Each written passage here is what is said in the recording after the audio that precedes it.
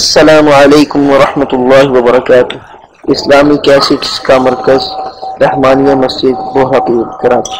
وفي الآخرة عذاب شديد ومغفرة من الله ورضوان وما الحياة الدنيا إلا متاع الغرور.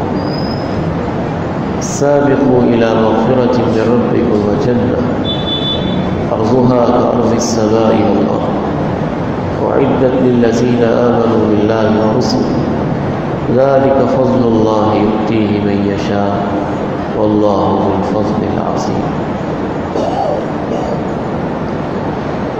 یہ سورہ الحدید 27واں پارہ ہے، آیت نمبر 20 اور 21۔ آج کا انسان ہر چیز پہ ریسرچ اور تحقیق کے نئے ریکارڈ قائم کر رہا ہے۔ آج کے اس انسان نے زمین کی پرتوں کو کھول کے اس کے خزانوں کو دریافت کر لیا ہے۔ اس دور کے انسان نے سمندر کی لہروں کو مسخر کر کے اس نے تیراکیاں سیکھی۔ آج کے اس انسان نے ستاروں پہ کمندیں ڈالی۔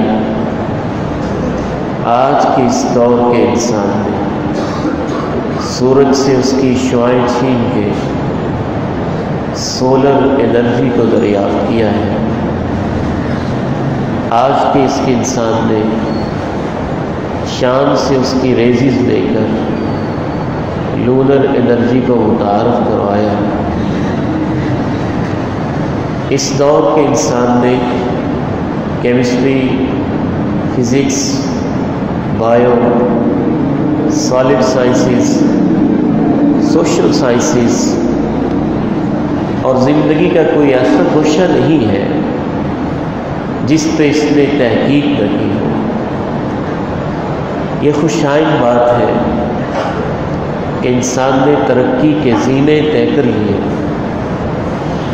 لیکن بدقسمتی کا پہلو یہ ہے کہ جس انسان نے اپنی ذہانت کے بل بوتے پر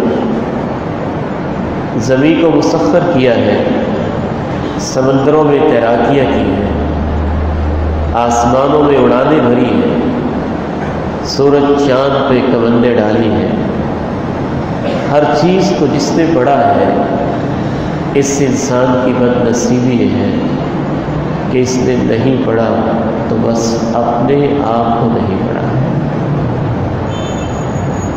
میں کیا ہوں، میری زندگی کیا ہے، کہاں جا رہا ہوں، کیا کرنا ہے، کیا نہیں کرنا، انسان نے بس یہ نہیں سوچا، باقی سب کچھ سوچ لیا۔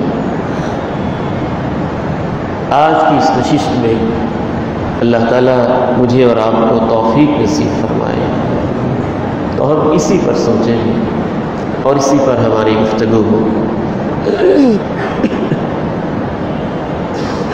طویل سفر کی وجہ سے کچھ طبیعت ناساز ہے، لیکن انشاءاللہ اللہ توفیق دے گا تو ہم ان دو آیات مبارکہ کی روشنی میں اپنی زندگی پہ غور کریں گے،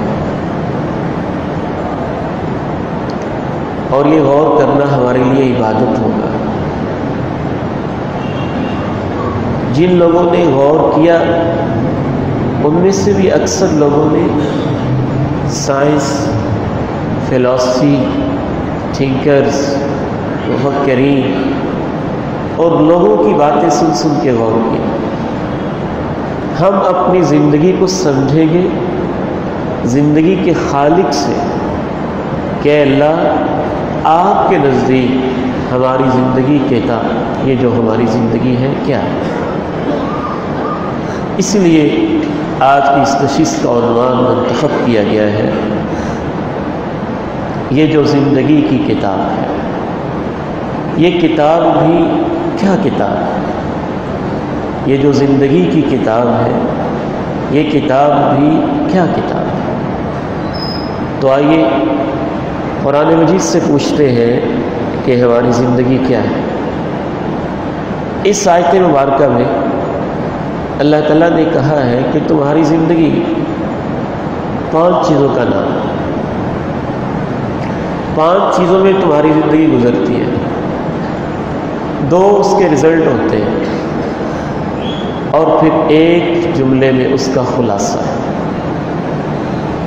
7 باتیں ایک آیت۔ اس آیت کو سنیے، اس کا ترجمہ سماعت کیجیے اور پھر اللہ تعالیٰ توفیق دے تو میرے ساتھ اس میں ذرا غور و فکر کیجیے۔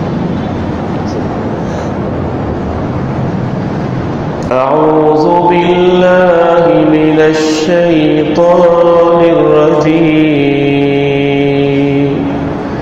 اعلموا انما الحیاة الدنیا لعب ولہو وزینہ وتفاخر بینکم وتكاثر في الأموال والأولاد كمثل غيث أعجب الكفار نباته ثم يهيج فتراه مصفرا ثم يكون حطاما وفي الآخرة عذاب شديد ومغفرة من الله ورضوان وما الحياة الدنيا إلا متاع الغرور۔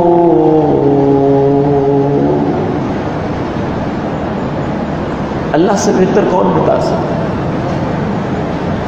اور اس سے بہتر انداز کس کو ہو سکتا ہے؟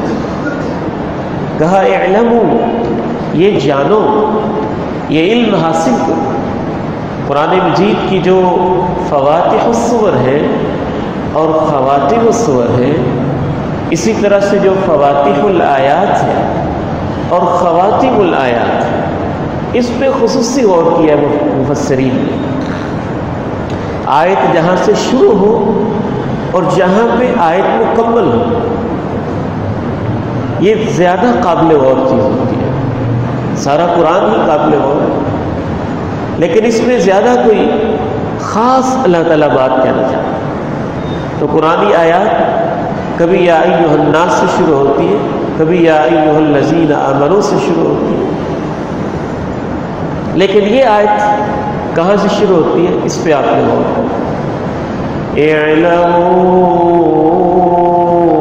انما الحیاة الدنیا اعلموا انما الحیاة الدنیا، یہ جانو نا، کیونکہ اکثر لوگ یہ جانتے نہیں ہیں۔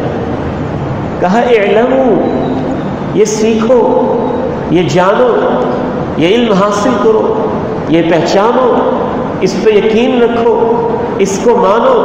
میں تمہارا رب تمہیں بتاتا ہوں زندگی کیا ہوتی ہے، کوئی سائنٹسٹ نہیں بتا سکتا، تاریخ سے شاید تمہیں سبق نہ ملے، دائیں بائیں کی چھپی ہوئی کہانیاں تمہیں زندگی کی حقیقت نہیں سمجھا سکتی، میں تمہارا رب بتاتا ہوں زندگی کیا ہے۔ لے 5 باتیں زندگی کے بارے میں بتائیں، 5 چیپٹرز ہیں زندگی، کتاب زندگی کے 5 چیپٹرز، 5 ابواب۔ پہلا باب کھیل ہے، اور قرآن مجید میں یونیورسلٹی ہوتی ہے، عالمگیریت ہوتی ہے، آفاقی حقائق ہوتے ہیں۔ ہر دور میں، ہر لوکیشن میں، ہر ملک میں اور ہر انسان پہ قرآن مجید کی آیات اپلائی ہوتی ہیں۔ کھیل کے انداز تو بدل سکتے ہیں، کھیل کا کلچر تو بدل سکتا ہے، کھیل کے طریقے تو بدل سکتے ہیں، کھیل کے سٹائلز تو چینج ہو سکتے ہیں، گیموں کی نوعیت تو بدل سکتی ہے، لیکن میرے اللہ کی کہی ہوئی بات کبھی آگے پیچھے نہیں ہو سکتی۔ کہا انسانوں تمہاری زندگی کا اور کتاب زندگی کا پہلا چیپٹر کھیل نہیں ہو جاتا۔ ذرا اپنے بچپن کو یاد کریں نا، میں بھی یاد کروں، ہر انسان کھیلتا رہا۔ ماں کے پیٹ میں کھیلتے ہو، ماں کی گود میں کھیلتے ہو، ماں کی چھاتی پہ کھیلتے ہو، باپ کے کندھوں پہ کھیلتے ہو، پھر انگلیاں پکڑ کے کھیلتے ہو، پھر اپنے بیڈ پہ کھیلتے ہو، ڈرائنگ روم میں کھیلتے ہو، پھر اپنے صحن اور لان میں کھیلتے ہو، پھر پرائمری اسکول کے گراؤنڈ میں کھیلتے ہو، پھر ہائی اسکول کے گراؤنڈ میں کھیلتے ہو، پھر ٹورنامنٹ کے میدانوں میں کھیلتے ہو۔ اے میرے بندو، تمہاری زندگی کا ایک حصہ تو کھیل کھیل میں ضائع۔ اعلموا انما الحیات الدنیا لعب۔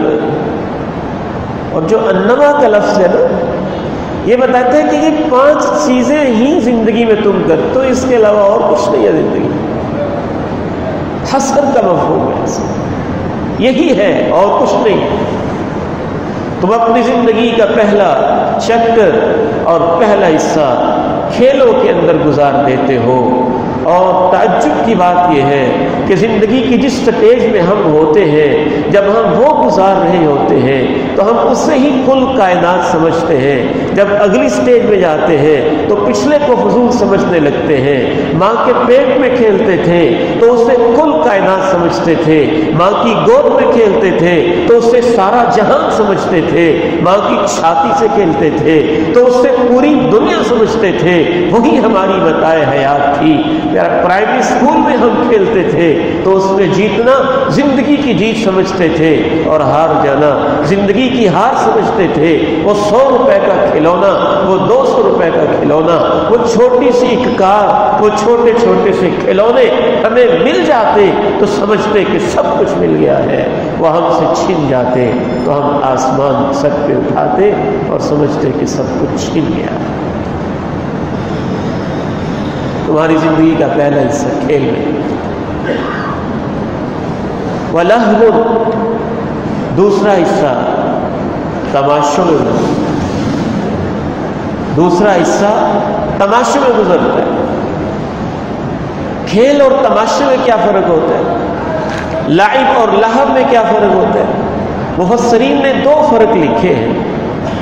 ایک فرق یہ ہے کہ لعب انفرادی کھیل ہوتا ہے، اور جب آپ اس کو اجتماعی شکل دے لیتے ہیں، میچز کا انداز دے لیتے ہیں اور مختلف کمپٹیشن کا ماحول ہو جاتا ہے، گیدرنگ ہو جاتی ہے، تماشبین بیٹھ جاتے ہیں، تماشائیوں کا ماحول بن جاتا ہے، تو وہ لہو ہے۔ ایک اور فرق یہ ہے کہ کلما یلہیک عن الاہم، ہر وہ چیز جو آپ کو زیادہ اہم کام سے مصروف کر دے اور کم اہم لیس امپورٹنٹ کام کے اندر لگا دے، وہ بھی لہو۔ غیر اہم کاموں میں یا تماشوں میں، تو اپنی کتاب زندگی کا دوسرا حصہ تماشوں میں گزار دیتے ہیں، اور تیسرا حصہ وزینت، زینت میں گزارتے ہیں۔ زینت، ترتیب سے دیکھیں اللہ کی آیات۔ پہلا حصہ کھیل میں گزارتے ہو، دوسرا حصہ تماشوں میں گزارتے ہو۔ ایسے کرتے کرتے ہم 11-12 سال کے ہو گئے، 13-14 سال کے ہو گئے، ٹین ایج میں ہم پہنچ گئے، 16-17 سال کے ہم ہو گئے، اور ایج کے اس حصے میں، عمر کے اس دورانیے میں ہماری سب سے زیادہ اور زیادہ تر توجہ زینت کی طرف رہتی ہے۔ بننا، سنورنا، بیوٹیفائی کرنا، زیبائش، آرائش، ہیئر سٹائل، ڈریس سٹائل، نت نئے ڈیزائن، نت نئے فیشن، نت نئی کریمیں، نت نئے لوشن، نت نئے قسم کے ڈیزائننگ اور وقت کے ساتھ ساتھ چلنا، گھنٹوں آئینے کے سامنے کھڑے ہونا اور یہ چاہنا کہ لوگ مجھے اپریشیٹ کریں، مجھے داد دیں، کیا بات ہے تمہارے حسن کی، تمہارے جمال کی، تمہاری خوبصورتی کی، تمہارے کپڑوں کی، تمہارے فیشن کی، تمہارے میک اپ کی، تمہارے سٹائل کی۔ رب تعالیٰ کہتے ہیں تمہاری زندگی کا تیسرا حصہ ان چیزوں میں ضائع ہو جاتا ہے۔ اور کبھی کبھی تو اتنا ضائع ہو جاتا ہے، خصوصاً آج کے اس دور میں اگر زینت کی تفسیر آپ نے دیکھنی ہے تو کراچی کے بازاروں میں جائیں اور مختلف قسم کے وہ لوگ جو سامان زیبائش و آرائش کا بزنس کرتے ہیں ان سے پوچھیں کہ نت نئی کریمیں اور لوشن اور اس طرح کے میک اپ کے ساز و سامان اس قدر ان کی ورائٹی ہے کہ ان کو سنبھالنا، مینج کرنا دکانداروں کے لیے اتنی بڑی آئٹم ہے کہ مشکل ہو جائے۔ اعلموا انما الحیاة الدنیا لعب ولہو وزینہ، کھیلوں میں گزارتے، تماشوں میں گزارتے، زینت اور حسن و جمال، زیبائش و آرائش میں گزارتے، اور زندگی کا چوتھا حصہ وَتَفَاخُرٌ بَيْنَكُمْ وَتَفَاخُرٌ بَيْنَكُمْ، تفاخر میں گزارتے۔ تھوڑا سا اور آگے بڑھے تو فخر کرنا، کمپٹیشن میں اپنے آپ کو دوسروں سے بڑھیا ثابت کرنا، برتر اور سپیریئر ثابت کرنا، تمہاری زندگی کا چوتھا حصہ اس چیز میں گزر جاتا ہے۔ اور کبھی کبھی تو یہ پھر تفاخر کا مرحلہ اس قدر شدت اختیار کرتا ہے کہ امام ابن کثیر رحمہ اللہ تعالی تفسیر ابن کثیر میں لکھتے ہیں کہ امام ابن المنذر نے اپنی کتاب عجائب المخلوقات میں لکھا کہ لوگ بیٹھے ہوئے تھے مسجد میں اور اچانک ایک نوجوان نمودار ہوا، خوبصورت اس کا قد کاٹتا، لمبا اس کا قد تھا، خوبصورت چہرہ تھا، سرخ و سفید گالیں تھیں اور بال اور زلفیں وہ بھی دل لبھانے والی، سب ایک سے بڑھ کر ایک تھا۔ سب لوگ جو مسجد میں بیٹھے تھے یوں انگشت بدندہ ہو کے اسے کہتے ہیں اللہ نے تجھے کتنا خوبصورت بنایا۔ فخر کیا ہوتا ہے؟ وہ جواب دیتا ہے اللہ نے خوبصورت بنایا، میں وہ ڈائٹنگ کرتا ہوں، میں وہ خوراک کھاتا ہوں، میں وہ چیزیں استعمال کرتا ہوں، میں ایسی ایکسرسائز کرتا ہوں، میں اپنے وجود میں اتنی محنت کرتا ہوں، اگر اللہ مجھے دیکھ لے تو میرے حسن پر تو اللہ خود بھی حیران ہو جائے گا۔ یہ اس کے الفاظ تھے۔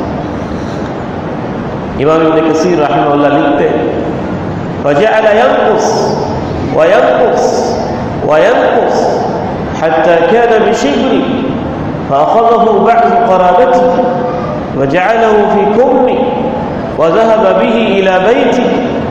موقع پر دیکھتے دیکھتے اس کا قد چھوٹا ہو، پھر اور چھوٹا ہو، پھر اور چھوٹا ہو، حتیٰ کہ کم ہوتے ہوتے اتنا کوتاہ ہو گیا اور اتنا چھوٹا ہو گیا، ایک بالشت کے برابر قد رہ گیا۔ رشتہ دار نے کپڑے میں لپیٹا اور اسے اپنے گھر لے گیا۔ تفاخر کی داستانیں سننی ہیں تو شادی ہال دیکھ لیں، تقریبات دیکھ لیں، اور شادی کے فنکشن پہ لاکھوں کروڑوں کے لہجے دیکھ لیں اور اس کے اوپر خرچ آنے والے بے پناہ اخراجات دیکھ لیں اور فضول خرچی کی پوری داستان دیکھ لیں۔ رب کریم فرماتے ہیں تمہاری زندگی کا چوتھا حصہ تفاخر ہو جائے۔ اور کبھی کبھی تفاخر کی ایسی سٹیج پہ انسان پہنچتا ہے کہ وہ سمجھتا ہے سب کچھ میں ہوں، میرے علاوہ کوئی کچھ ہے ہی نہیں، اپنے آپ کو رستم اسفندیار، وقت کا قارون اور پتہ نہیں کیا کچھ سمجھتا ہے۔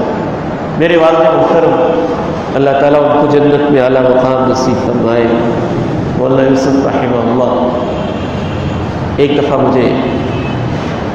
نہیں کئی دفعہ مجھے انہوں نے یہ بات سنائی، کہنے لگے بیٹے فخر نہیں کرنا، تکبر میں نہیں آنا۔ ایک نوجوان تھا بڑا پہلوان، اسے والد گرامی نے کہا بیٹے نماز پڑھ، قبر میں جانا ہے، زندگی کا حساب دینا ہے۔ وہ آگے سے جواب دیتے ہیں مولانا آپ لوگ ہمیں ہر وقت ڈراتے رہتے ہیں، ڈراتے ہی رہتے ہیں، یہ دیکھو، یوں اس نے بازو کیے باقاعدہ اور اپنے بازو دکھائے، کہنے لگا میں پہلوان ہوں اور کشتی میں ہر ایک کو پچھاڑ کے رکھ دیتا ہوں اور پورے علاقے میں میرے مقابلے میں کوئی نہیں آ سکتا۔ کبھی انسان فخر کی سٹیج پہ پہنچ جاتا ہے کہ وہ ظالم نوجوان کہتا ہے اگر میں قبر میں چلا گیا، میرے اندر وہ طاقت ہے، دایاں کندھا مارا تو قبر اس طرف سے کھل جائے گی، ادھر سے میں نے کندھا مارا تو ادھر سے قبر کھل جائے گی۔ چند دن گزرے اور وہ بیمار ہو، سخت بیمار ہو، صاحب فراش ہو گیا۔ والد گرامی کہتے ہیں میں اسے پوچھنے گیا عیادت اور بیمار کرسی کے لیے، چارپائی پہ لیٹا ہے، میں اسے السلام علیکم کہتا ہوں، مسافے کے لیے ہاتھ بڑھاتا ہوں اور یوں مسلسل لیٹا ہوا ہے اور اس کی آنکھوں میں آنسو ہے، روتے ہوئے اور آنسو بہاتے ہوئے کہتا ہے معاف کرنا، میرا مسافہ کرنے کو دل تو چاہتا ہے لیکن مجھ سے ہاتھ اٹھایا نہیں جاتا۔ یہ ہماری حقیقت ہے۔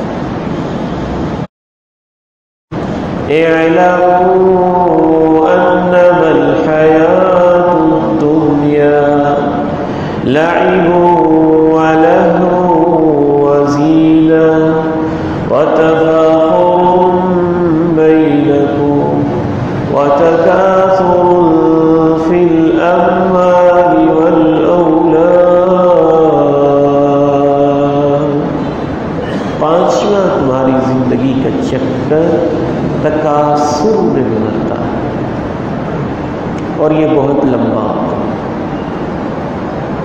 دوبارہ آپ ترتیب سے دیکھیے، میں نے عرض کی تھی کہ انسان جس سٹیج میں ہوتا ہے اسے سب کچھ سمجھتا ہے، جب اگلے سٹیج پہ پہنچتا ہے تو اسے پچھلا فضول نظر آتا ہے اور اگلے کو سب کچھ سمجھتا ہے، جب اس سے اگلے سٹیج میں جاتا ہے تو دوسرے سٹیج کو فضول سمجھتا ہے اور تیسرے کو سب کچھ سمجھنے لگتا ہے۔ ایسے کرتے کرتے بچپن میں تھا تو کھیل کو سب کچھ سمجھا، لڑکپن میں آیا تو حسن و جمال پہ فریفتہ ہوتا رہا، تھوڑا اور آگے بڑھا تو فخر کی وادیوں میں قدم رکھنے لگا، تھوڑا اور آگے بڑھا، کرتے کرتے اس کی عمر کوئی 25-30 سال ہو گئی، شادی ہو گئی اور اس کے گھر میں دلہن آئی، اولاد ملی، بیٹے ملے، بیٹیاں ملی۔ اب اس کو سمجھ آئی نہیں وہ سارے سٹیج فضول تھے، اصل چیز تو دولت، بزنس، پراپرٹی، جائیداد، بیلنس، جاب، عہدہ، سٹیٹس، منصب، وقار، اتھارٹی، ملازمت اور اعلیٰ مقام پہ پہنچنا، یہ چیز ہوتی ہے۔ اس کو وہ ساری کھیلیں، وہ سارے گراؤنڈ، وہ سارے چھوٹے چھوٹے کھلونے، وہ حسن و جمال، وہ سارے فیشن اس کو فضول نظر آنے لگے اور اب اس نے دوڑ لگانا شروع کر دی مال اور اولاد پہ محنت کے۔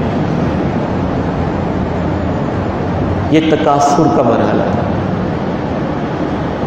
پہلا مرحلہ لعب میں گزارتے ہو، کھیلوں میں گزارتے ہو، اگلے سٹیج پہ پہنچتے ہو، تماشوں میں لگ جاتے ہو، تیسرے سٹیج پہ پہنچتے ہو، حسن و جمال کے دیوانے بن جاتے ہو، چوتھے سٹیج پہ پہنچتے ہو تو ایک دوسرے پہ فخر کرنے لگتے ہو، پانچویں سٹیج پہ پہنچتے ہو تو تکاسل کہ مجھے زیادہ مل جائے، مال زیادہ، اولاد زیادہ مل جائے، تکاسل کے مرحلے میں تم گزار دے۔ یہ مرحلہ پھر بہت لمبا ہوتا ہے، ختم نہیں ہوتا، ختم نہیں ہوتا۔ کہاں تک چلتا ہے؟ قرآن مجید نے وہ بھی بیان کیا۔ اعوذ باللہ من الشیطان الرجیم، بسم اللہ الرحمن الرحیم، الہاکم التکاثر حتی زرتم المقابر، کلا سوف تعلمون ثم کلا سوف تعلمون کلا لو تعلمون علم اليقین لترون الجحیم۔ رسول اللہ صلی اللہ علیہ وسلم نے ارشاد فرمایا، لو كان لابن آدم واديان من ذهب لابتغى ثالثا ولا يملأ جوف ابن آدم إلا التراب۔ تکاثر کا مرحلہ اتنا شدید ہوتا ہے، آدم کے بیٹے کو سونے کی 2 وادیاں دے دی جائیں تو یہ کہے گا اللہ ایک تیسری بھی چاہیے۔ آدم کے بیٹے کے اس پیٹ کو قبر کی مٹی کے علاوہ کوئی چیز نہیں بھر سکتی۔ ماں کے پیٹ سے نکلے تھے اور قبر کے پیٹ میں چلے گئے۔ تکاثر کا مرحلہ ہمیں وہاں تک لے گیا۔ ایک اور حقیقت جس پہ میں نے بڑا غور کیا ہے، بندہ جس سٹیج پہ ہوتا ہے اسے زندگی سمجھتا ہے، جب اگلے سٹیج میں پہنچتا ہے پچھلے کو فضول سمجھتا ہے، اور تیسری حقیقت یہ ہے کہ ہر اگلا سٹیج پہلے سے مشکل ہوتا ہے، ہر اگلا سٹیج پہلے سے مشکل ہوتا ہے۔ جب ہم ماں کے پیٹ میں تھے آٹومیٹیکلی فیڈنگ ہو رہی تھی، خوراک مل رہی تھی، رب تعالیٰ کے نظام کے تحت ماں کی گود میں آئے، ہمیں پستان چوسنے پڑے، فیڈر چوسنا پڑا، محنت کرنی پڑی، تھوڑے اور آگے بڑھے، روٹی کے نوالے توڑنے پڑے، صفائیاں اپنی کرنی پڑی، تھوڑے اور آگے بڑھے، ہمیں کمانا بھی پڑا، تھوڑے اور آگے بڑھے، اولاد کے دکھ دیکھنے پڑے، تھوڑے اور آگے بڑھے، ہم نے زندگی میں جنازے اٹھائے، تھوڑے اور آگے بڑھے، بیماریوں کا شکار ہوئے، تھوڑے اور آگے بڑھے، ہمارے بال سفید ہو گئے، عمر 40 سال کی ہو گئی، تھوڑے اور آگے بڑھے تو 70-80 سال کی عمر میں ہم عمر کے بدترین اور نکمے حصے میں پہنچے۔ مشکل سے مشکل ترین ہوتا جاتا ہے۔ لقد خلقنا الانسان فی کبد، اور خصوصاً میں نے تو اپنے والدین کا بڑھاپا، اساتذہ کا بڑھاپا، دائیں بائیں کے لوگوں کا بڑھاپا دیکھا ہے، اور کبھی کبھی جب میں ان بزرگوں کی زندگی دیکھتا ہوں تو میرا احساس مجھے یہ کہتا ہے عبید الرحمن کتنا غافل انسان ہے۔ اگر موت دستک نہ بھی دے، قبر نہ بھی ہو، بڑھاپا ہی انسان کو زندگی کی حقیقت سمجھانے کے لیے کافی ہے۔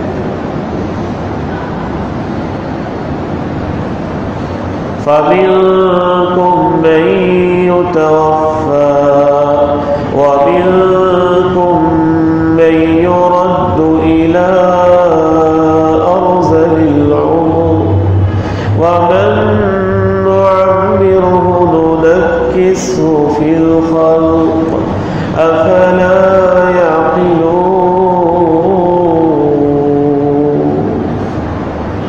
جس کو ہم جتنی لمبی عمر دیتے ہیں الٹنا ہی الٹا کر کے اس کو پچھاڑ دیتے ہیں. لوگوں کو کیا ہو گیا ہے، اس کے باوجود ان کو سمجھ کیوں نہیں آتی، ان کو شعور کیوں نہیں ہے. میں والد گرامی کے پاس بیٹھا تھا اور مجھے کہنے لگے 2 باتیں ان کی بڑی یاد رہتی. 96 سال کی عمر میں فوت ہوئے تھے. کہنے لگے بیٹا جب جوانی تھی سجدے میں اتنا مزہ نہیں آتا تھا، اب بوڑھے ہو گئے ہیں سجدے میں مزہ بہت آتا ہے لیکن سجدہ ہوتا نہیں، سجدہ کیا نہیں جاتا. میں اپنے کراچی کے نوجوان بیٹوں اور بیٹیوں سے خصوصاً کہنا چاہتا ہوں، کہاں پھرتے ہو؟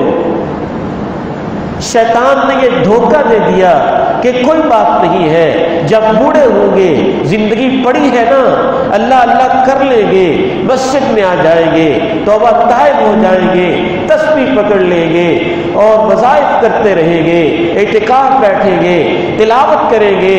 اور میرے بھائیوں کہیں حماقتوں کی دنیا میں جیتے ہو اور کہیں غفلت کی دنیا میں رہتے ہو، یاد رکھو بڑھاپے میں عبادت نہیں ہوتی ہے. بڑھاپے میں تو اپنے آپ کو سنبھالنا بھی ایک مشکل ترین کام ہو جاتا ہے.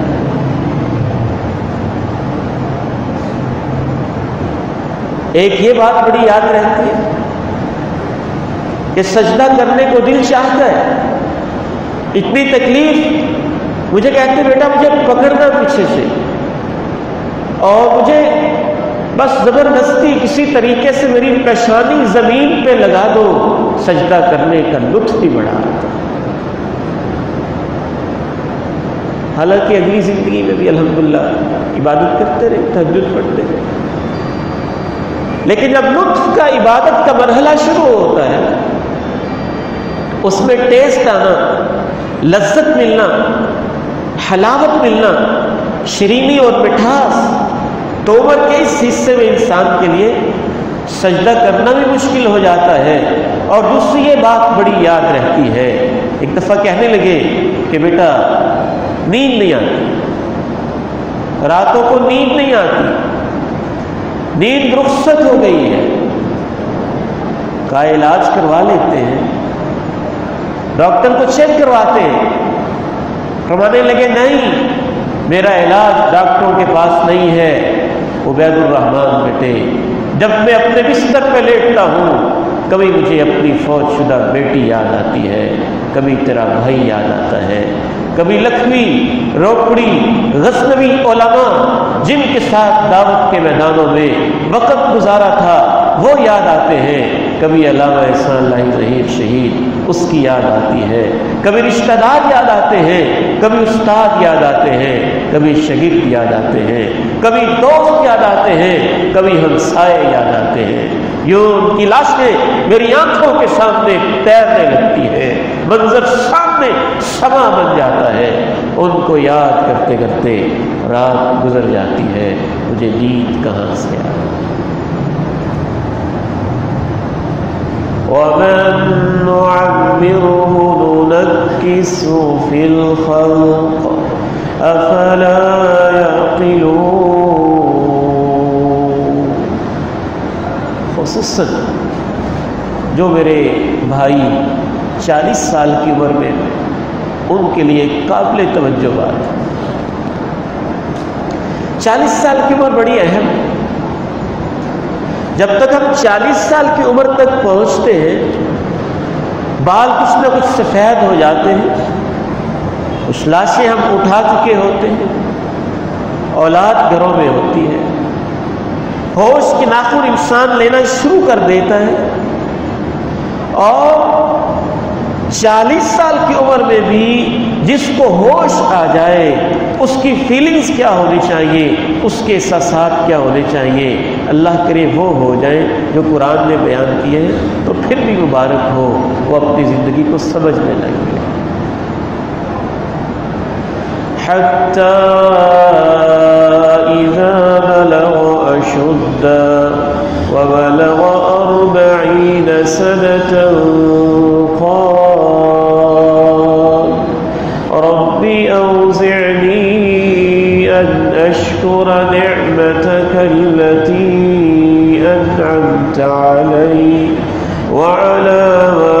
والدي وأن أعمل صالحا ترضى وأصلح لي في ذريتي إني تبت إليك وإني من المسلمين۔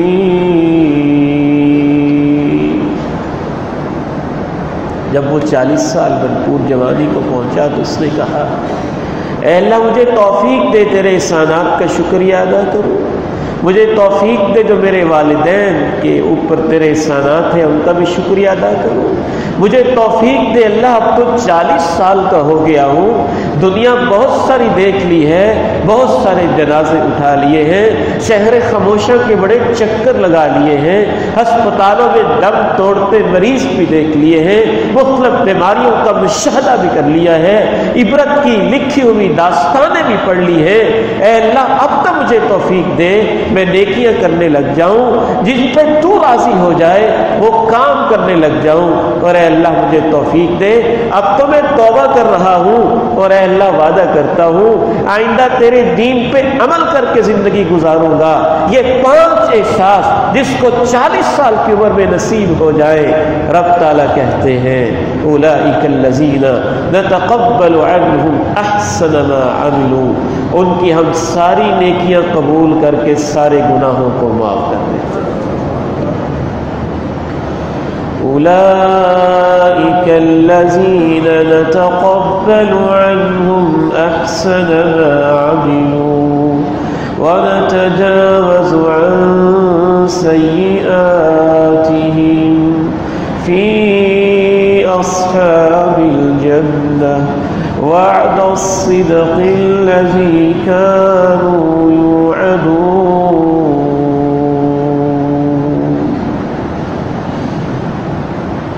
آخری باتیں کر کے 10-15 منٹ میں آپ سے اجازت چاہوں۔ یہ 5 زندگی کے سٹیجز تھے۔ پہلا سٹیج لعب کھیل، دوسرا تماشا لہو، تیسرا زینت حسن و جمال زیبائش و آرائش بیوٹیفیکیشن، اور چوتھا تفاخر فخر کرنا کمپٹیشن اور مقابلوں کی دوڑ، اور 5واں تکاثر مال و اولاد کا حصول اور اس میں آگے سے آگے بڑھتے چلے جانا۔ اور ہر سٹیج کے بارے میں نے عرض کیا انسان اسے سب کچھ سمجھتا ہے، اگلے میں جاتا ہے پچھلے کو فضول سمجھتا ہے، اگلا سٹیج مشکل ہوتا جاتا ہے۔ جب ماں کے پیٹ میں تھا اسے سب کچھ سمجھا، پھر گود میں کھیلا اسے سب کچھ سمجھا، گراؤنڈ میں کھیلا اسے سب کچھ سمجھا، حسن و جمال کی دنیا میں آیا اسے سب کچھ سمجھا، کمانے لگا تو اسے سب کچھ سمجھا، ساتھ کا سارے فضول نظر آنے لگے۔ یہ کرتے کرتے آخری 2 نتیجے آنے لگے، موت کا مرحلہ آیا تو سمجھ آئی وہ سب کچھ فضول تھا، اصل زندگی تو اب شروع ہونے لگی۔ وَفِي الْآخِرَةِ عَذَابٌ شَدِيدٌ وَمَغْفِرَةٌ مِّنَ اللَّهِ وَرِضْوَانٌ۔ ملک الموت آیا، دنیا سے جانے لگا، پاس کچھ بھی نہیں تھا، اور وہاں پہ جو زندگی کا رزلٹ تھا فوراً ملنا شروع ہو گیا۔ اگر برا انسان تھا تو وہ غضبناک چہروں والے فرشتے آئے، ہاتھوں میں کوڑے پکڑے ہوئے اور آنکھوں سے چنگاڑے نکالتے ہوئے اور کرخت لہجوں کے اندر اس کی پیٹھ اور چہرے پہ گرزے مار کے کہنے لگے عیاشیاں کرتے رہے ہو ایتھا النفس الخبیثہ، اور بدترین انسان آجو آج تیرا رب تیرے اوپر بڑا ناراض ہے، عذاب شدید یا پکڑ شروع ہو گئی۔ ومغفرۃ من اللہ، اگر اچھی زندگی تھی تو مبارک بادیں ملنے لگی، مبارک ہو بڑی اچھی زندگی گزار کے آئے۔ پھر کیا ہوا؟ آخرت کے سٹیجز میں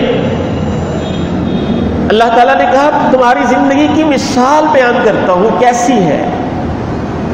کمثل غیث اعجب الکفار نباتہ ثم یہیج فتراہ مصفرا، جیسے ایک فصل ہو، ایک زمین ہو، اس میں بیج بویا جائے، وہ بیج زمین کے سینے میں دفن ہو جائے، پھر زمین کے سینے کو پھاڑے، اس سے کونپل بنے، پھر وہ تنے پہ کھڑا ہو جائے، پھر اس پہ شگوفے لگے، پھر پھل لگے، پھر مختلف قسم کے فروٹس لگے، وہ ہرا بھرا ہو جائے، کسان خشک ہو جائے، فصل پک کے تیار ہو گئی ہے، پھر جب وہ خوب لہلہانے لگے، مالک کی مرضی ہو اب میں نے اس کو کاٹنا ہے، پھر اس فصل کو کاٹ کے چورا چورا ٹکڑے ٹکڑے کر دے، اور وہی گلاب کا پودا اور وہی نخلستان اور وہی گلستان اور وہی ایک زرعی پیداوار جب اس کے پاس سے کاٹنے کے بعد گزرے تو پتہ ہی نہ چلے کہ یہاں بھی کوئی فصل ہوتی تھی۔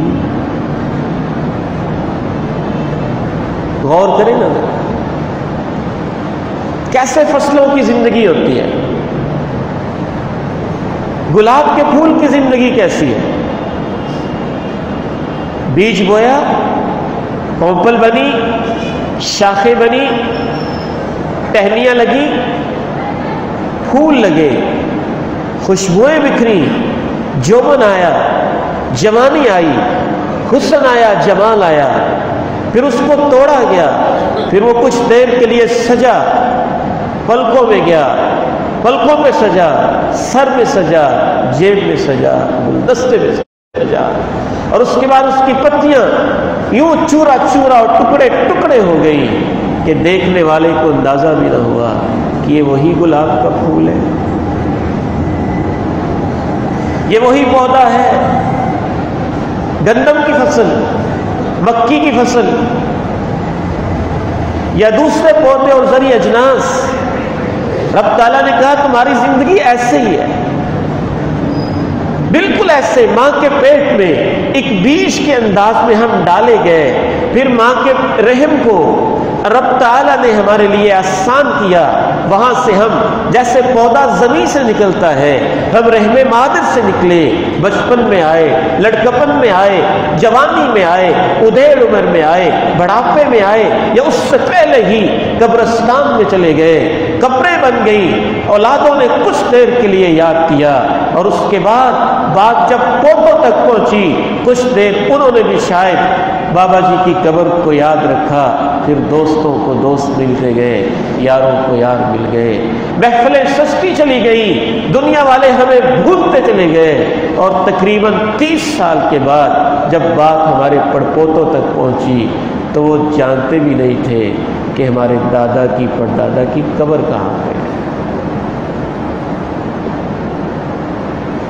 تو پھر کیا ہے زندگی؟ خلاصہ بتایا جاتا ہے، وَمَا الْحَيَاةُ الدُّنْيَا إِلَّا مَتَاعُ الْغُرُورِ، وَمَا الْحَيَاةُ الدُّنْيَا إِلَّا مَتَاعُ الْغُرُورِ، میں تمہارا رب کہتا ہوں تمہاری زندگی دھوکہ ہے،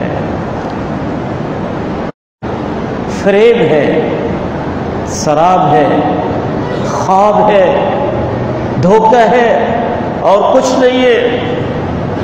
انداز بھی دیکھیے، وَمَا الْحَيَاةُ الدُّنْيَا إِلَّا مَتَاعٌ، بس دھوکہ ہے اور کچھ نہیں ہے، محض دھوکہ ہے اور کچھ نہیں ہے، صرف اور صرف دھوکہ ہے اور کچھ نہیں ہے۔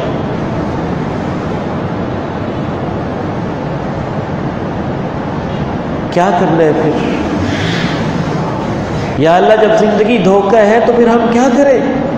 مایوس ہو جائیں، ہاتھ پہ ہاتھ دھرے بیٹھے رہ جائیں، کف افسوس میں لیں،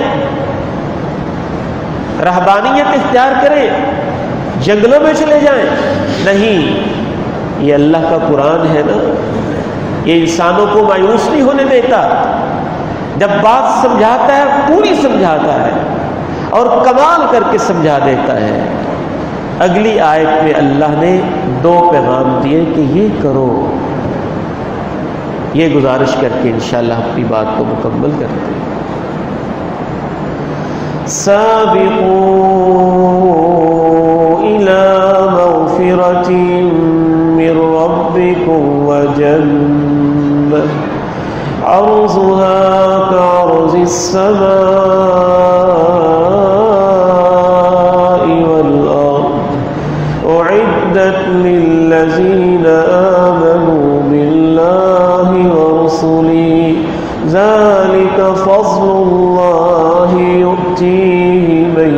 يشاء والله ذو الفضل العظيم.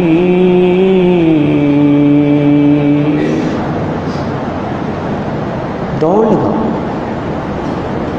وہاں بھی باب تفاعل ہے نا، تکاثر، تفاخر، کہ بہت کچھ تم اپنی ضرورت کے لیے نہیں کرتے ہو، تم دنیا کی زندگی میں بہت کچھ کمپٹیشن اور مقابلے میں آ کے دوسروں سے آگے بڑھنے کے لیے کرتے ہو. دولت اتنی تمہاری ضرورت نہیں ہوتی جتنی تم دوسروں کو دکھانے کے لیے جمع کرتے ہو. رہائش تمہاری اتنی ضرورت نہیں ہوتی جتنا تم اپنے آپ کو برتر اور سپیریئر ثابت کرنے کے لیے کمپلیکسز کا شکار ہو کے کرتے ہو. دنیا کی دوڑوں میں مقابلے لگاتے اور شہرت کے نام کے حصول کے لیے مردوں میں اپنا نام لکھوا لیتے ہو، اور بلند و بالا کوٹھیوں کی تلاش میں 5 فٹ کی قبر میں جا کے سو جاتے ہو، اور خوبصورت لباسوں کی دوڑ میں 2 کفن کی چادریں تمہیں قسمت میں آ کے ملتی ہیں، اور بلند و بالا شہرتوں کو حاصل کرتے کرتے قبرستان کے باسی بن جاتے ہو. یہ دوڑیں چھوڑ دو، دوڑ لگاؤ، میری طرف آؤ. رب کہتے ہیں میں تمہارے انتظار میں ہوں. چھوٹی سی دنیا کے لیے نہ جیو. اللہ وحدہ لا شریک لہ لہ الملک ولہ الحمد وهو على كل شيء قدیر. اللهم صل على محمد وعلى آل محمد كما صليت على إبراهيم وعلى آل إبراهيم إنك حميد مجيد. اللهم بارك على محمد وعلى آل محمد كما باركت على إبراهيم وعلى آل إبراهيم إنك حميد مجيد.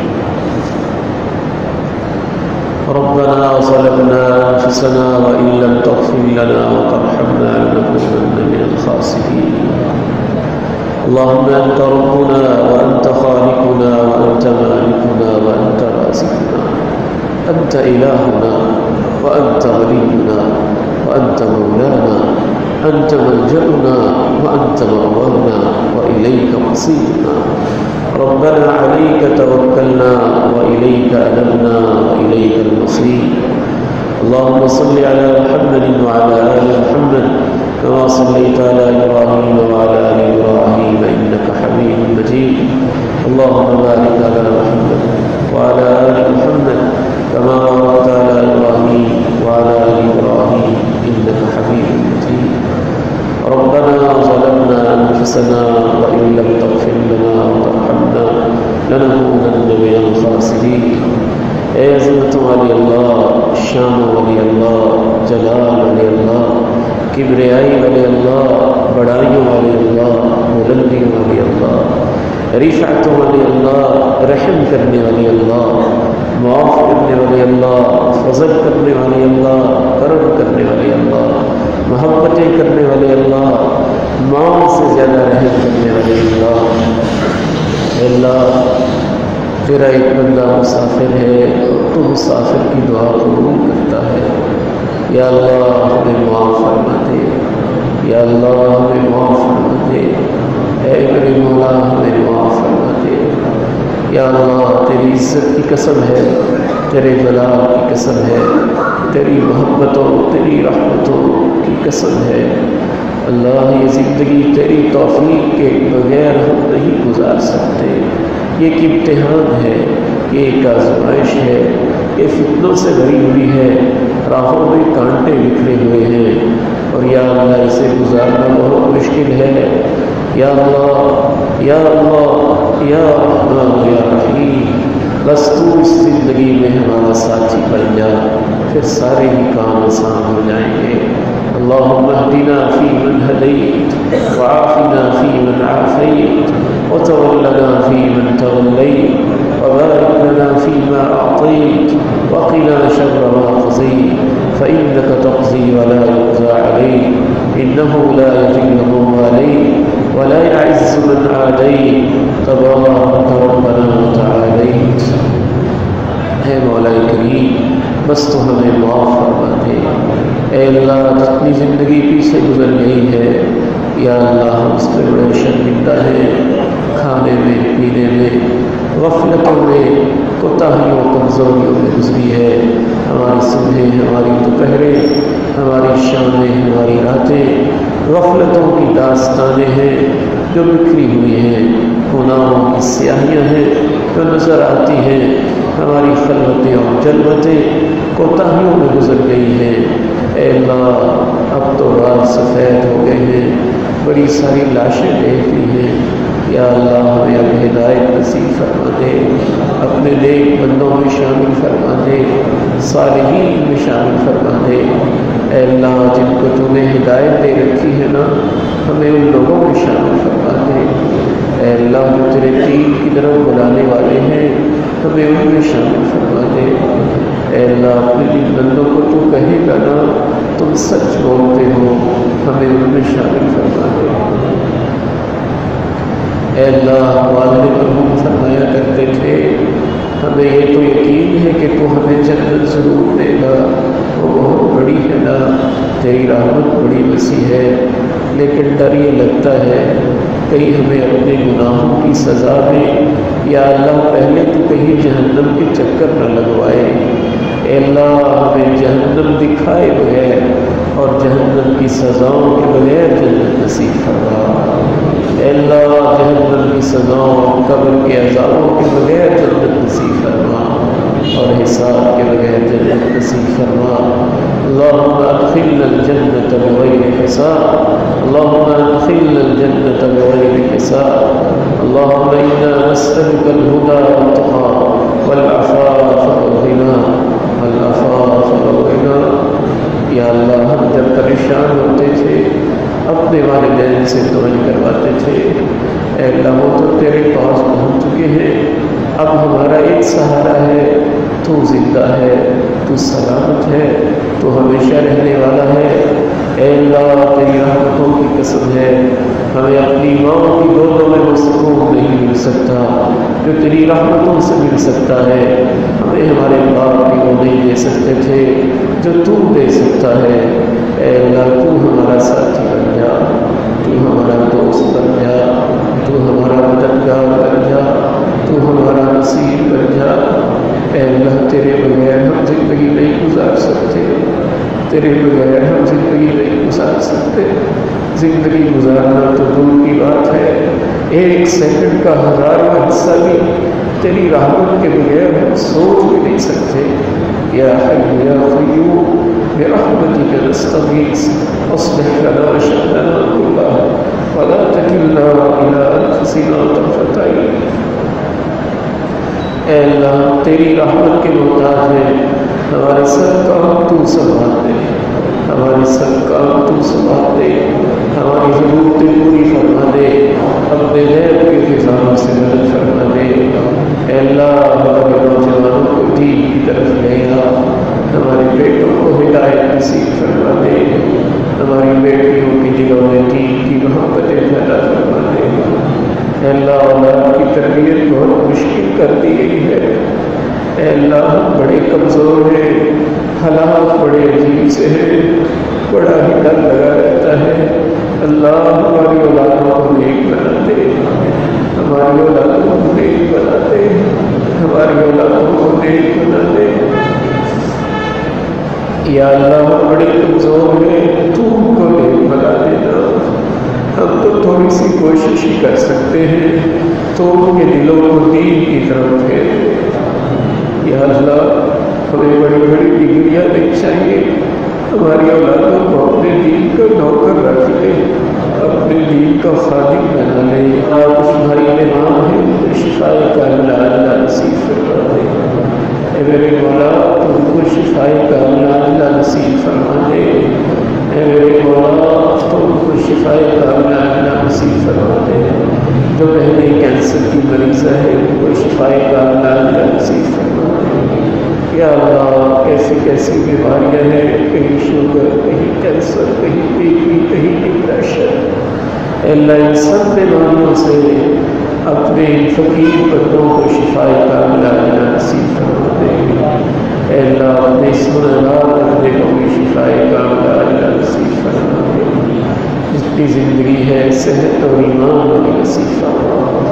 رب ارحمہما کما ربیانی صغیرا، رب ارحمہما کما ربیانی صغیرا، رب ارحمہما کما ربیانی صغیرا، ربنا اغفر لي ولوالدي وللمؤمنين يوم يقوم الحساب۔ اے اللہ، بازاروں میں، چوکوں میں، شہریوں میں، بسوں میں، گاڑیوں میں اور ہوائی جہازوں میں، کوٹوں میں، یا اللہ امت کے بیٹوں کو دین سے دور دیتے ہیں تو بڑا دکھ ہوتا ہے، اور تیرے نبی کی امت کی بیٹیوں کو دین سے دور دیتے ہیں تو بڑا دکھ ہوتا ہے۔ اے اللہ ان کو دین کی طرف واپس لے آ، ان کو دین کی طرف واپس لے آ، اور ہمیں توفیق دے، ہمیں توفیق دے کہ ہم تیرے دین کے خادم بن کے رہیں۔ اے اللہ ہمیں توفیق دے کہ ہم دین کا کام کر سکیں، دعوت کا کام کر سکیں۔ اللہم اجعل القرآن العظیم ربیع قلوبنا ونور صدورنا وجلاء احزاننا وذہاب همومنا وغمومنا۔ یا اللہ ہم جتنے بھی کمزور ہیں، ہمیں کچھ نہ کچھ ڈر تو رہتا ہے، موت سے بھی ڈر لگتا ہے، قبر سے بھی ڈر لگتا ہے، میدان محشر سے بھی ڈر لگتا ہے، اور تیرے سامنے کھڑے ہو کے زندگی کا حساب دینا، اس سے تو بڑا ہی ڈر لگتا ہے۔ یا اللہ تو ہمیں معاف فرما دے، بس ہمیں معاف فرما دے، ہمارے حال پہ رحم فرما دے۔ اللہم انی اعوذ بک من عذاب القبر، واعوذ بک من عذاب جہنم، واعوذ بک من فتنة المسیح الدجال، واعوذ بک من فتنة المحیا والممات۔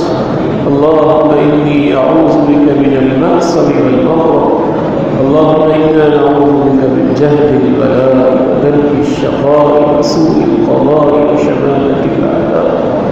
ربنا آتنا في الدنيا حسنة وفي الآخرة حسنة وقنا عذاب النار۔ سبحان ربك رب العزة عما يصفون وسلام على المرسلين والحمد